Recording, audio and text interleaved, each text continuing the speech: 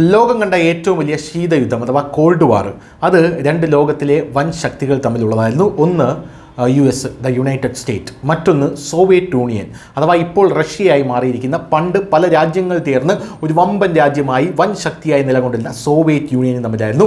അവസാനം ഗോർബച്ചേവിൻ്റെ വരവോടെ റഷ്യയുടെ തകർച്ചയോടുകൂടി ആ ശീതയുദ്ധം അവസാനിച്ച് അമേരിക്ക ലോക പോലീസായി കയറി വരികയായിരുന്നു.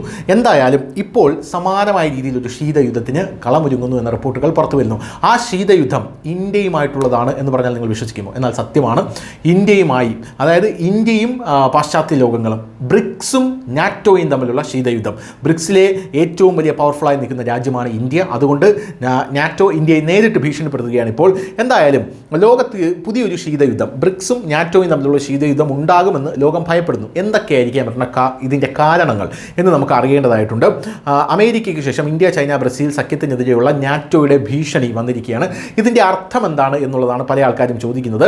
രണ്ടാം ലോക മഹായുദ്ധത്തിന് ശേഷം അമേരിക്കയും റഷ്യയും തമ്മിലുള്ള ശീതയുദ്ധം സൈനികമായിരുന്നുവെങ്കിൽ ഇപ്പോഴത്തെ ശീതയുദ്ധം സാമ്പത്തികവും രാഷ്ട്രീയവുമാണ് എന്നുള്ളതാണ് നമുക്ക് മനസ്സിലാക്കേണ്ട പ്രധാനപ്പെട്ട ഒരു കാര്യം. രണ്ടാം ലോക മഹായുദ്ധത്തിന് ശേഷം അമേരിക്കയുടെ നേതൃത്വത്തിൽ ലോകത്ത് ജനാധിപത്യം വ്യാപിച്ചതോടെ ശീതയുദ്ധം ആരംഭിച്ചു. അതേസമയം റഷ്യയുടെ നേതൃത്വത്തിൽ സോവിയറ്റ് യൂണിയൻ കമ്മ്യൂണിസ്റ്റ് പ്രത്യയശാസ്ത്രവും പ്രചരിപ്പിക്കുകയായിരുന്നു. ലോകത്തിലെ റഷ്യയുടെ ആധിപത്യം തടയാൻ പാശ്ചാത്യ രാജ്യങ്ങളെ ഏറ്റവും ശക്തമായ സൈനിക സംഘടനയായിട്ടുള്ള നാറ്റോ സൃഷ്ടിക്കുകയായിരുന്നു.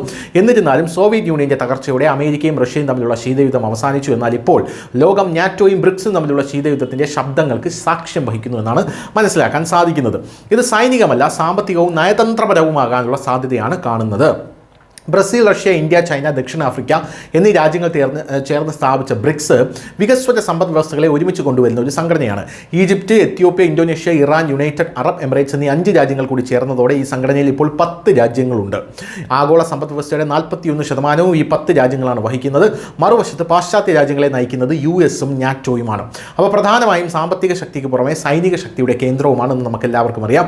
ലോകത്ത് ബ്രിക്സ് സംഘടനയുടെ വ്യാപനം വർദ്ധിക്കുന്നതിൽ നാറ്റോ ആശങ്കാകുലരാണ്. ബ്രിക്സ് അമേരിക്കയ്ക്കും പാശ്ചാത്യ രാജ്യങ്ങൾക്കും ഭീഷണിയായി മാറുന്നുവെന്ന ഊഹാപോഹങ്ങൾക്കിടെ ബ്രിക്സ് അംഗ രാജ്യങ്ങൾക്ക് മേൽ 10% അധിക തീരുവ ചുമത്തുമെന്ന് US പ്രസിഡന്റ് ഡൊണാൾഡ് ട്രംപ് ഭീഷണിപ്പെടുത്തുകയും ചെയ്തിട്ടുണ്ട്. എന്തായാലും ഇപ്പോൾ ബ്രിക്സിനെ ഇവർ ഭയപ്പെടാനുള്ള കാരണം എന്താണ്? അതിൽ ചില വിഷയങ്ങളുണ്ട്. അതെല്ലാം തന്നെ നമുക്ക് അടിവരയിട്ട് പറഞ്ഞു പോകാം. അതിലൊന്നാമത്തെ കാര്യം, ബ്രിക്സ് ഇന്ത്യ അല്ലെങ്കിൽ ഈ ബ്രിക്സിൻ്റെ പ്രധാനപ്പെട്ട ഉദ്ദേശം US ഡോളറിനെ ആശ്രയിക്കുന്നത് കുറയ്ക്കുക, പരസ്പരം കറൻസികൾ സ്വീകരിക്കാൻ അനുവദിക്കുക, സാധ്യമെങ്കിൽ ബ്രിക്സ് സ്വന്തം കറൻസി വികസിപ്പിക്കുക. അതുകൊണ്ടാണ് അമേരിക്ക ബ്രിക്സിനോട് വളരെയധികം ദേഷ്യപ്പെടുന്നത്. ഇതാണ് ബ്രിക്സിനെ ഏറ്റവും അപകടകാരിയാക്കുന്ന ഒരു കാര്യമെന്ന് പറയുന്നത്. ഇനി രണ്ടാമത്തെ കാര്യം, ഇന്ത്യയെക്കുറിച്ച് പറയുകയാണെങ്കിൽ ഇന്ത്യ റഷ്യ ബന്ധം അത് അമേരിക്കയെ വളരെയധികം ആശങ്കപ്പെടുത്തുന്നുണ്ട്, പല രാജ്യങ്ങളെയും ആശങ്കപ്പെടുത്തുന്നുണ്ട്. കാരണം റഷ്യ ഒരു വമ്പൻ ശക്തിയാണ്.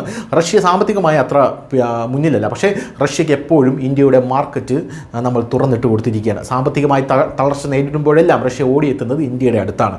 അത് വലിയൊരു പ്രശ്നമാണ്. അതുകൊണ്ടാണ് റഷ്യയെ ഇതുവരെ തളർത്താൻ ആർക്കും സാധിക്കാത്തത്. എന്തായാലും ഇന്ത്യയുടെ ആയുധ ഇറക്കുമതിയുടെ 80% റഷ്യയിൽ നിന്നാണ്. 100% താരിഫ് പോലും ഒരു ഭീഷണിയാണ് എന്നുള്ളതാണ്. ഇന്ത്യ ബ്രിക്സിൽ സജീവമാണ്. എന്നിരുന്നാലും അമേരിക്ക നയിക്കുന്ന ക്വാഡിലും ഇന്ത്യ അംഗമാണ് എന്നുള്ളതാണ്. ഈ സംഘടനയിൽ ഇന്ത്യ, US, ജപ്പാൻ, ഓസ്ട്രേലിയ എന്നിവയുമായി ബന്ധപ്പെട്ടിരിക്കുന്നു എന്നുള്ളത് ഇന്ത്യയെ രണ്ട് സ്ഥലത്തും സ്വീകാര്യമാക്കുന്ന ഒരു നിലപാട് തന്നെയാണ്. അതുകൊണ്ട് തന്നെ ഇന്ത്യക്ക് 2 സ്ഥലത്തും മധ്യസ്ഥത വഹിക്കാനുള്ള പവർ കൂടെയുണ്ട് എന്ന് നമ്മൾ മനസ്സിലാക്കുക.